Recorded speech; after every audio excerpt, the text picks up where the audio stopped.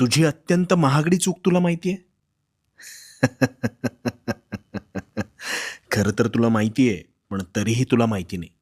थांब, गोंधळून जाऊ नकोस. सगळं उलगडून सांगतो. शांतपणे ऐक. 2 जिवलग मित्र होते.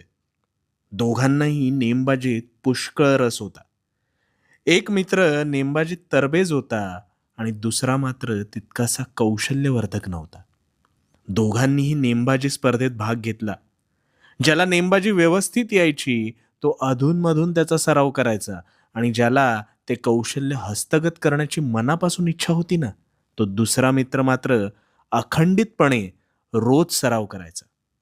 आता काही दिवसात स्पर्धेच्या दिवशी हेच 2 जिवलग मित्र एकमेकांचे प्रतिस्पर्धी म्हणून एकमेकांसमोर आले आणि अखेरच्या फेरीत ही स्पर्धा मीच जिंकणार असा स्वतःला निपुण समजणाऱ्या पहिल्या